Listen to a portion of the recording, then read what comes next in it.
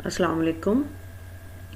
I am Dr. Zahida Parveen, PhD Special Education and working as Assistant Professor of Special Education at University of Education, Lower Mall Campus, Lahore. This course is of teaching of mathematics to mentally challenged children, and this course is from Masters of Special Education with an area of specialization of mentally challenged. The code of this course is 4139 and this is a 3 credit hours course. The title of today's lesson is Expository Teaching Approach and Implications for Mentally Challenged Children. In our previous lecture, we have already discussed in detail about expository teaching method, and now today we will discuss implications for mentally challenged children and advantages and disadvantages of expository teaching method.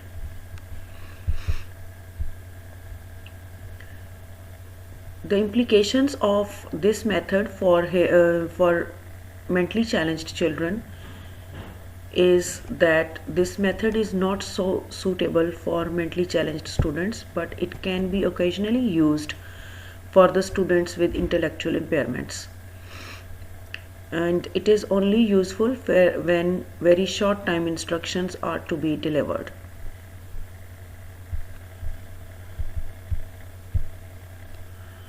This method is not a good fit for mentally challenged students due to following reasons.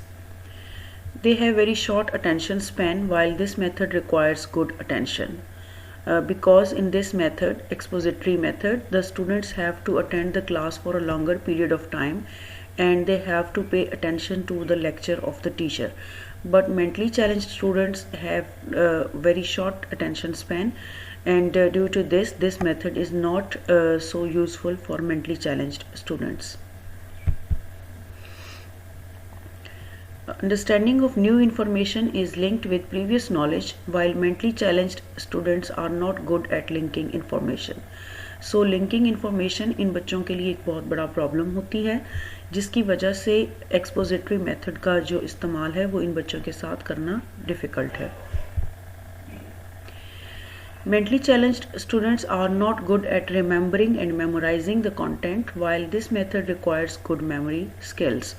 क्योंकि इस method में जो teacher है वो एक बार lecture deliver करने के बाद एक्सपेक्ट करता है कि स्टूडेंट्स उसको फॉलो करेंगे और उसे याद करेंगे, बट मेमोरी स्किल्स जो हैं वो मेंटली चैलेंज्ड बच्चों की पुअर स्किल्स होती हैं, और इस वजह से वो बहुत ज़्यादा अटेंशन भी नहीं दे पा रहे होते, और अटेंशन ना देने की वजह से उनकी रिमेंबरिंग स्किल्स जो हैं वो भी बहुत वीक होती हैं और उनको बार बार प्रैक्टिस की ज़रूरत होती है.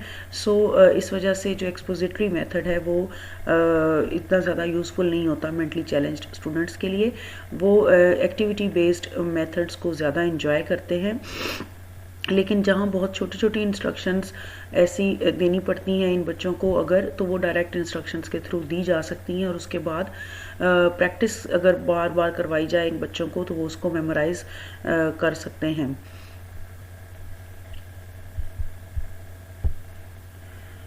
Next is this method focuses on discussion led by the teacher in the classroom, but mentally challenged students cannot take part in the discussions.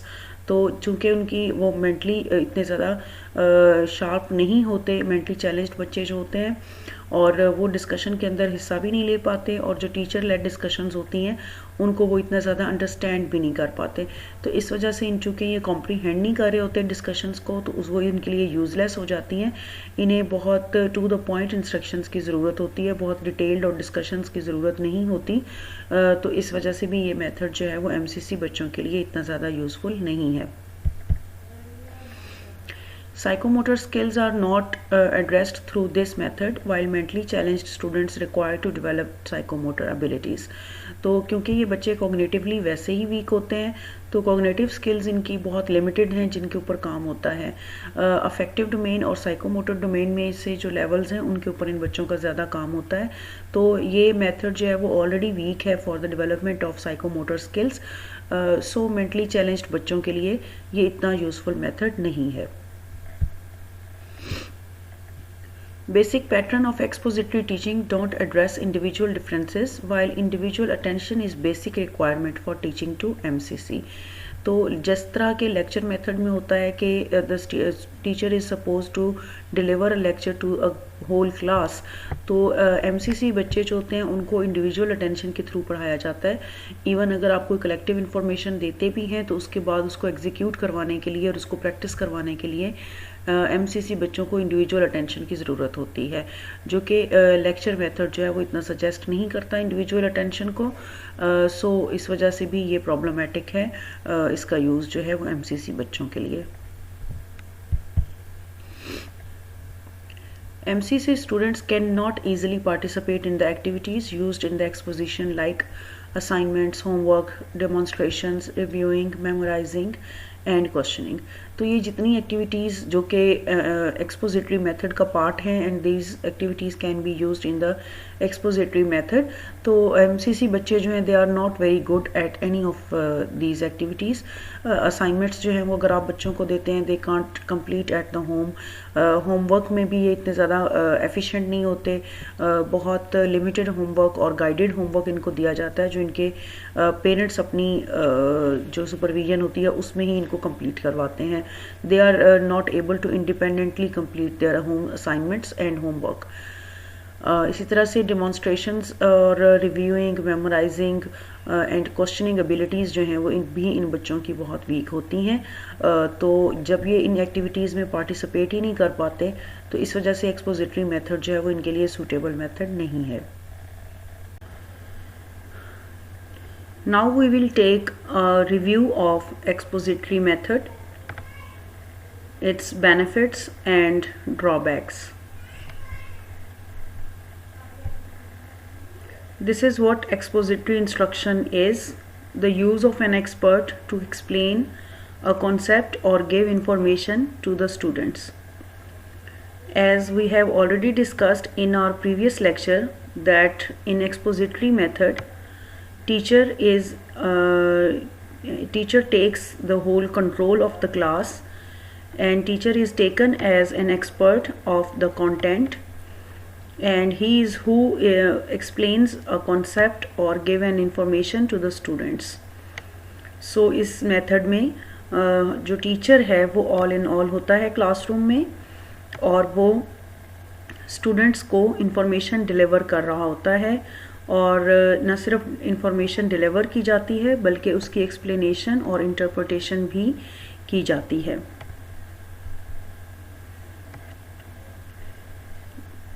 This is what that how expository method is used in the classroom. Expository method is also called as direct approach, and under the umbrella of direct approach, expository method is used in the classrooms. And these are the steps of expository method when it is used in the classroom. Step 1 is teacher presents concepts and definition and teacher states rules, principles and generalizations. Here you can see these two columns and this column is presenting about the title of the step and the other column is stating details about that step. So step 1 में आप देखें कि teacher जो है वो concepts को और definitions को प्रेजेंट करता है इन फ्रंट ऑफ द क्लास. और फॉर एग्जांपल टीचर जो है वो रूल्स या कोई डिफरेंट प्रिंसिपल्स, जनरलाइजेशंस क्लास में प्रेजेंट करता है इन front of students. Here is step 2 and this is about teacher presents links concept with related higher concepts. So teacher जो है वो वर्कआउट करता है स्टूडेंट्स के प्रीवियस एक्सपीरियंसेस के साथ और उनके जो हायर ऑर्डर कॉन्सेप्ट्स होते हैं उनके साथ रिलेट करता है न्यू कॉन्सेप्ट जो उसने क्लास में इंट्रोड्यूस करवाते हैं. सो लिंकेज का जो है यहाँ पर काम देता है टीचर जो है वो इस्टेब्लिश करता है लिंकेजेस. इसकी एग्जांपल देखें, teacher explains concepts with in a principle और जनरलाइजेशन. तो डिफरेंट कंडीशंस और डिफरेंट एनवायरमेंटल एस्पेक्ट्स जो हैं वो डिस्कस किए जाते हैं इन केस ऑफ एक्सप्लेनेशंस. और जब हम इम्प्लीकेशंस की बात करते हैं तो ऐसी एग्जांपल्स के थ्रू जनरलाइजेशंस करवाई जाती हैं स्टूडेंट्स को। Now the third step is about teacher presents positive and negative examples. Generally teachers जो हैं वो कोई concept जब primary school teaching में प्रेजेंट किया जाता है तो उसमें वो पॉजिटिव एग्जांपल्स बहुत ज़्यादा ट्रेंड है प्रेजेंट करने का, लेकिन टीचिंग में जो है वो नेगेटिव एग्जांपल्स प्रेजेंट करने की बहुत ज़्यादा इंपॉर्टेंस है। बिकॉज जब आप नेगेटिव एग्जांपल्स प्रेजेंट करते हैं तो उसमें स्टूडेंट्स जो हैं उनकी एबिलिटीज़ ऑफ डिफ्रेंशिएशन डेवलप होती हैं। The students will become able to differentiate between positive and negative examples and they will be able to identify the concepts in different situations. और इसकी एग्जांपल आप देख सकते हैं, teacher explains the effect of positive and negative principles. So in detail उसके effects के ऊपर जब टीचर बात करता है तो that is involve in the step 3। Here is the step 4 and step 4 involves students classify example either positive or negative। तो यहाँ पर स्टूडेंट की इन्वॉल्वमेंट होती है और वो अलग-अलग डिफ्रेंशिएट करते हैं by the use of positive and negative examples. ये स्टेप 4 जो है इसको आप जनरलाइज भी कर सकते हैं। इसमें स्टूडेंट टीचर्स जो हैं वो इस डिफ्रेंशिएशन की एक्टिविटी के अलावा कोई भी और एक्टिविटी क्लास से करवा सकते हैं। Students classify examples based on the principles as positive और नेगेटिव्स। सो स्टेप 4 जो है वो बेसिकली एक्टिविटीज़ को इन्वॉल्व करता है जो कि टीचर्स डिज़ाइन करते हैं और स्टूडेंट्स उसको प्ले करते हैं in the classroom in order to exhibit their understanding and comprehension in front of the teachers. Step 5 is about students provide additional examples.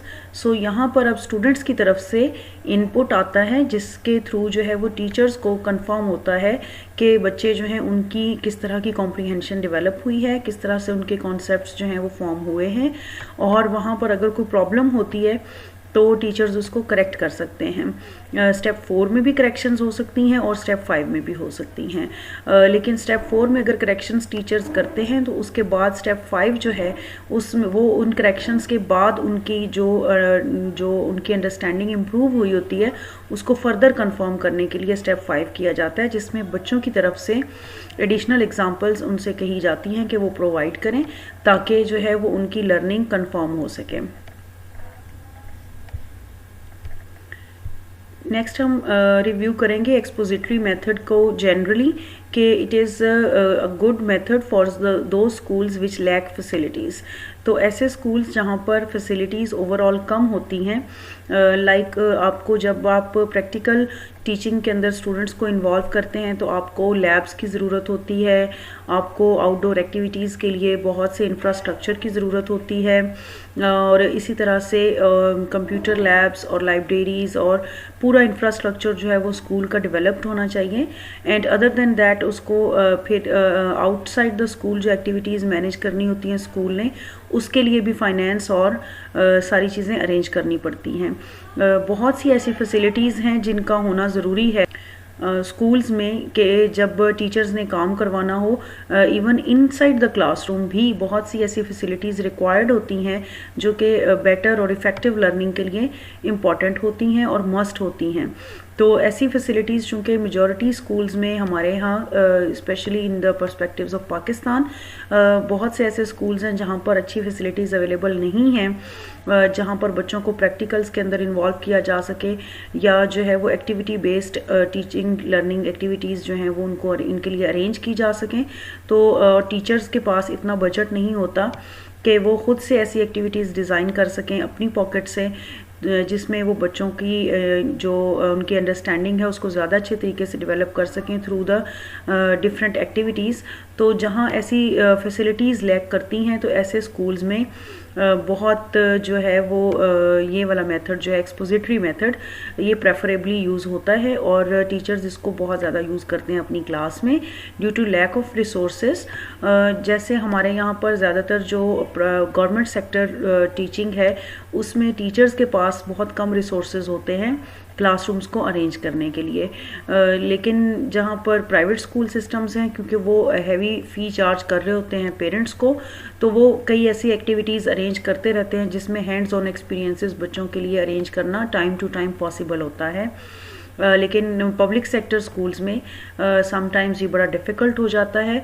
तो इस वजह से due to lack of resources and facilities teachers जो हैं वो public sector में और to some extent private sector में भी एक्सपोजिटरी मेथड को ज़्यादा प्रेफर करते हैं, क्योंकि इसमें बहुत कम फैसिलिटीज़ और रिसोर्सेज को यूज़ करते हुए इफ़ेक्टिव लर्निंग को पॉसिबल किया जा सकता है।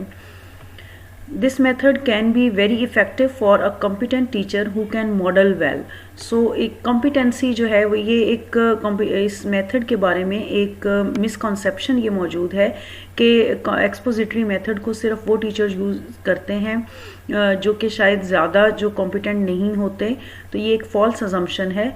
इसके लिए बहुत कॉम्पिटेंसी की ज़रूरत होती है, बिकॉज टीचर जो है वो वन वे इंफॉर्मेशन प्रोवाइड कर रहा होता है स्टूडेंट्स को, और टीचर टोटली रिस्पॉन्सिबल होता है for the provision of new information to the students. वो क्या इन्फॉर्मेशन है, वो कितनी इंपॉर्टेंट है और उसको कैसे डिलीवर करना है, उसकी लर्निंग को कैसे पॉसिबल बनाना है, these all factors are related with the competency of the teacher. तो जितना कॉम्पिटेंट टीचर होगा और वो जितना अच्छा मॉडल कर सकेगा स्टूडेंट्स के सामने, तो वो उतना अच्छा एक्सपोजिटरी मेथड को यूज़ कर सकता है। यहाँ पर एक और भी चीज़ है कि कॉम्पिटेंसी टीचर्स की जो है वो टू वे कॉम्पिटेंसी होती है। एक तो ये कि जो टीचर्स हैं वो मेथड को यूज़ करने के लिए कॉम्पिटेंट हों, और दूसरी एक इम्पॉर्टेंट चीज़ ये है कि जो content which is being taught inside the classroom, तो उसके लिए उसके ऊपर टीचर्स को कॉम्पिटेंट होना चाहिए, उनकी कॉम्पिटेंसी होनी चाहिए। They should be able to teach that subject in proper way. So अगर हम मैथमेटिक्स की बात करते हैं, तो अगर हम किसी ऐसे टीचर को मैथ की क्लास दे देते हैं जिसकी मैथ्स में उसके पास डिग्री नहीं है या उसकी कॉम्पिटेंसी नहीं है कंटेंट टीचिंग में, तो वो इतनी अच्छी मैथ नहीं करवा सकता as compare to that teacher who has a complete degree of mathematics. तो कंटेंट कॉम्पिटेंसी जो है वो भी टीचर के एंड पर होना बहुत ज़्यादा ज़रूरी है। Now we will discuss some benefits and some drawbacks of this method, expository method, in the context of our classrooms. First is the teacher is completely in charge and guides the lesson. तो ये एक चूँकि हम already इस characteristic को discuss कर चुके हैं, टू सम एक्सटेंट ये पॉजिटिव भी है और नेगेटिव भी हैं इसके एस्पेक्ट्स। नेगेटिव इस तरह से हैं कि जो टीचर है वो चूँकि टोटल इंचार्ज होता है क्लास का और वो सिर्फ एक गाइड का रोल प्ले कर रहा होता है, और स्टूडेंट्स का बड़ा पैसिव रोल होता है इसमें, तो स्टूडेंट्स शायद उतना ज़्यादा एक्टिवली लर्न नहीं कर पाते चीज़ों को। हाउएवर कि वो उसको मेमोराइज शायद बहुत अच्छा कर सकते हैं इस मेथड के थ्रू, और उनके लिए बहुत से बेनिफिट्स हो सकते हैं, लेकिन एक्टिव लर्निंग जो है वो पार्टिसिपेंट्स की इस मेथड के थ्रू पॉसिबल नहीं होती। The teacher is in charge of the discussions and asks questions by calling on students for answers. So not only in case of lecture, बल्कि डिस्कशन और क्वेश्चन आंसर सेशन में भी teacher जो है वो in charge का रोल प्ले कर रहा होता है, और स्टूडेंट्स जो हैं वो they can not be they are not allowed to ask questions and they are not allowed to take part in the discussions, active discussions. So passive discussions हो रही होती हैं जिसमें ज़्यादातर जो है वो टीचर लीड कर रहा होता है, और इस तरह से जो है वो डिस्कशंस चलती हैं इस मेथड के through. So the teacher does not ask for student discussions in this type of teaching. It is mostly a time for questions and answers. The next point is this method is beneficial for the auditory learners. So ऐसे learners जो कि they are very good at the listening skills, तो उनके लिए ये method ज़्यादा beneficial होता है। बहुत से ऐसे स्टूडेंट्स होते हैं जो कि बहुत अच्छे ऑडिटरी लर्नर्स नहीं होते, और जब एक बहुत लंबी बात उनके सामने टीचर करता है और एक लंबे टाइम स्पैन के लिए लेक्चर को एक्सटेंड करता है, तो दे लूज़ देयर अटेंशन, और कम अटेंशन स्पैन के साथ जो बच्चे होते हैं उनके लिए ये मेथड इतना ज़्यादा वर्कआउट नहीं करता। And auditory learners who does best when listening to instruction. This method's drawbacks are that the teacher is in complete control of every aspect of the lesson, and the kids are not able to take an active part in their lessons. We have already discussed this point, that this is the drawback of the this method that students are not allowed to take active part in the discussions or in question answer sessions or even during the lecture. Expository teaching strategy can prove beneficial when the teacher finds interesting and fun ways to present the instruction. हमने अपने last lecture में भी इस चीज़ को discuss किया कि अब इसमें जो इनोवेशंस हैं एक्सपोजिटरी टीचिंग में, जिसकी बेस पर हम अब इसको एक्सपोजिटरी टीचिंग का नाम देते हैं, पुराना नाम इसका जो है वो लेक्चर मेथड था।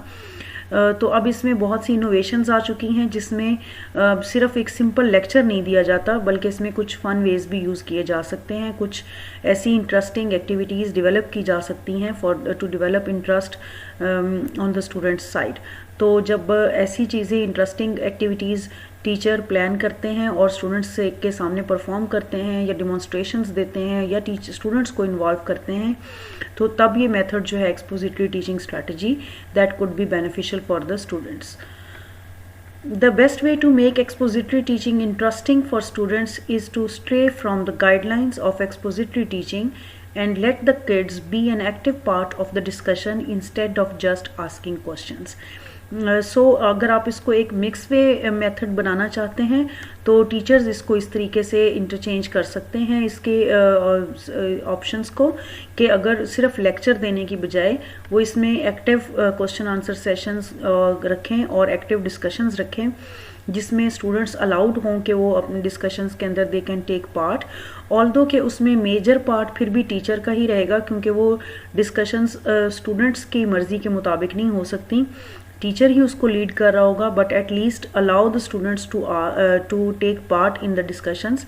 वो उसके अंदर अपनी बातचीत करें, अपने जो अंडरस्टैंडिंग है उसको एग्जिबिट करें और टीचर को पता चले कि वो क्या सोच रहे हैं और उन्होंने क्या लर्न किया है, ताकि जो है वो उनकी अगर मिसकंसेप्शंस डेवलप हो रही हैं तो टीचर उनको करेक्ट कर सके टाइमली और उनकी जो कॉन्सेप्ट्स हैं उनको ट्रूली डेवलप किया जा सके। तो अगर इसमें थोड़ी सी इनोवेशन कर ली जाए तो ये ज़्यादा एक एक्टिव टीचिंग स्ट्रैटेजी के तौर पर और बेनिफिशियल टीचिंग स्ट्रैटेजी के तौर पर यूज़ किया जा सकता है।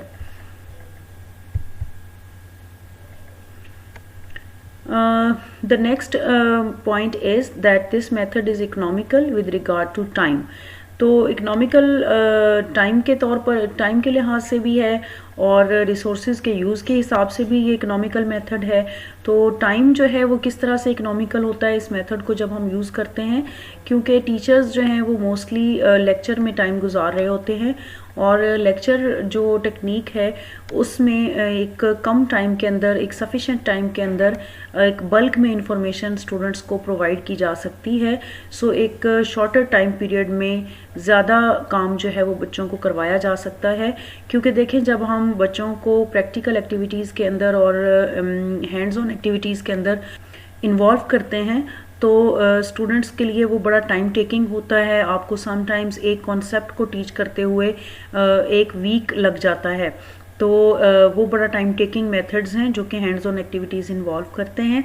तो इसमें चूँकि हैंड्स ऑन एक्टिविटीज़ मिनिमम होती हैं और ज़्यादातर इसमें जो है वो लेक्चर टेक्निक यूज़ हो रही होती है, और लेक्चर टेक्निक में क्योंकि टीचर्स जो हैं वो one way information pass on कर रहे होते हैं टुवर्ड्स द स्टूडेंट्स, और स्टूडेंट्स जो हैं वो पैसिव लर्नर्स के तौर पर काम कर रहे होते हैं और पैसिवली लेक्चर को लिसन करते हैं और उसके पॉइंट्स को नोट करते हैं और उनको मेमोराइज करते हैं। तो इकोनॉमिकल है ये with respect to time.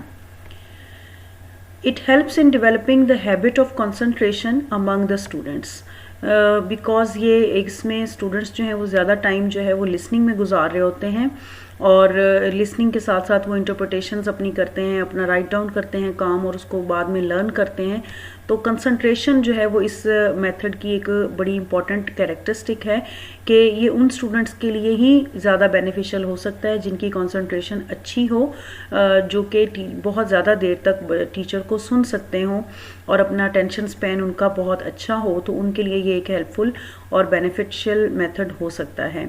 But उन स्टूडेंट्स के लिए जिनकी कंसंट्रेशन अच्छी नहीं होती तो ये इतना ज़्यादा अच्छा मेथड नहीं है, क्योंकि लेक्चर में टीचर्स जो हैं वो क्वाइट लेंथी लेक्चर्स प्रिपेयर करते हैं और इन्फॉर्मेशन पास ऑन करते हैं। तो जब लेंथी लेक्चर जितना ज़्यादा होता जाएगा बच्चे की कंसंट्रेशन और अटेंशन लेवल जो है वो कम होता जाएगा। तो एक प्रॉपर टाइम होना चाहिए, एक सफिशेंट टाइम पीरियड होना चाहिए एक लेक्चर के लिए, और with in that lecture time भी जो है वो टीचर्स डिफरेंट एक्टिविटीज़ प्रिपेयर कर सकते हैं, डिफरेंट ऐसी टेक्निक्स यूज़ कर सकते हैं inside the classroom to maintain the concentration and attention of the students. It helps in achieving even higher order cognitive objectives like application levels, analysis and synthesis. So अगर आप cognitive domain याद करें, we have already discussed in the lecture of Bloom's taxonomy. तो cognitive domain के जो higher order thinking skills हैं, जिसमें कि एप्लीकेशन, एनालिसिस, सिंथेसिस और एवेल्युएशन वगैरह आते हैं, तो ये मेथड जो है वो इन हायर ऑर्डर कॉग्निटिव ऑब्जेक्टिव्स को अचीव करने के लिए भी एक्सपोजिटरी टीचिंग मेथड यूज़ किया जा सकता है, क्योंकि इसमें एप्लीकेशन, एनालिसिस और सिंथेसिस की एक्टिविटीज़ बच्चों के लिए अरेंज की जा सकती हैं. और जब टीचर्स जो इन्फॉर्मेशन पास ऑन करता है तो उसके बाद जो फर्दर एक्टिविटीज़ टीचर प्लान कर सकता है, उसमें बच्चों को उस गिवन इन्फॉर्मेशन की एप्लीकेशन और एनालिसिस या सिंथेसिस की एक्टिविटीज़ करवाई जा सकती हैं, जिससे उनकी ये जो कॉग्निटिव एबिलिटीज़ हैं वो पॉलिश हो सकती हैं और वो उसमें इम्प्रूव कर सकते हैं.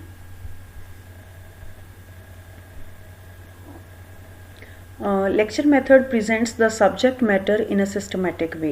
ये भी इसका बेनिफिट होता है कि ये बड़ा एक सिस्टमेटिक वे में सब्जेक्ट मैटर को प्रेजेंट करता है, बिकॉज ड्यूरिंग लेक्चर जो है वो टीचर्स एक प्रॉपर हायरार्की के साथ न्यू कॉन्सेप्ट्स को इंट्रोड्यूस करवाते हैं.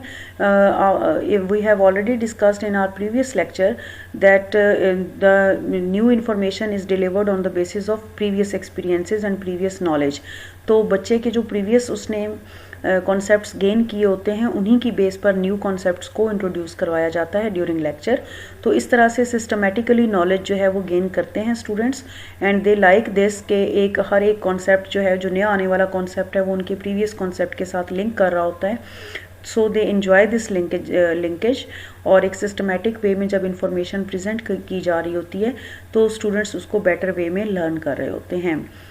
It develops good audience habits. Again वही चीज़ के ये सिर्फ उस लेक्चर मेथड के थ्रू जब हम पढ़ा रहे होते हैं तो not only for that lecture उनका ऑडियंस का as an audience patience increase होता है, बल्कि और बहुत सी ऐसी एक्टिविटीज़ जो कि बाद में क्लासरूम के बाहर भी उनको परफॉर्म अगर करनी हो किसी जगह, तो they can act as a good audience, और एक अच्छी ऑडियंस हैबिट्स उनकी डेवलप होती हैं through this expository method. Through this method new subject matter can easily be introduced, क्योंकि लेक्चर के थ्रू पढ़ाना है, न्यू इन्फॉर्मेशन को डिलीवर करना है, एग्जांपल्स और नॉन एग्जांपल्स के थ्रू न्यू कॉन्सेप्ट को क्लियर करवाया जाता है. सो इसका स्ट्रक्चर इस तरीके से होता है, एक्सपोजिटरी मेथड का स्ट्रक्चर इस तरीके से है, उसका प्रोसीजर ऐसा है कि उसमें न्यू सब्जेक्ट मैटर को इंट्रोड्यूस करवाना बच्चों के सामने काफ़ी ईजी हो जाता है, क्योंकि जब जो हमारी एक्सप्लोरेटरी स्ट्रेटजीज़ हैं जो इसके कॉन्ट्राडिक्शन में आती हैं, तो जो हमारी एक्सप्लोरेटरी स्ट्रेटजीज़ हैं जिसमें बच्चों को एक्सप्लोर करना सिखाया जा रहा होता है, तो वो डायरेक्ट उसमें इंफॉर्मेशन इंट्रोड्यूस नहीं करवाई जाती, बल्कि बच्चों को कहा जाता है कि वो अपना नॉलेज कंस्ट्रक्ट करें. जब उन्होंने नॉलेज को कंस्ट्रक्ट करना होता है तो वो टाइम टेकिंग भी होता है, और उसमें हायर ऑर्डर थिंकिंग स्किल्स जो हैं वो इन्वॉल्व होती हैं. तो इसमें जो है वो एवरेज IQ का स्टूडेंट जो है वो इसमें अच्छा परफॉर्म कर सकता है इस मेथड में, एक्सपोजिटरी में, बजाय इसके कि उसको हम एक्सप्लोरेटरी स्ट्रैटेजीज़ के अंदर लेकर जाएं जिसमें वो नॉलेज को एक्सप्लोर करे और कंस्ट्रक्ट करे. तो यहाँ पर उसको नॉलेज जो है वो ऑलरेडी एक्सप्लोर्ड और कंस्ट्रक्टेड मिलता है, जो कि ट्रांसफ़र होता है from the teachers to the students. तो सब्जेक्ट मैटर जो है उसमें न्यू सब्जेक्ट मैटर उसको डायरेक्टली इंट्रोड्यूस करवाया जा सकता है by using expository methods in the classroom.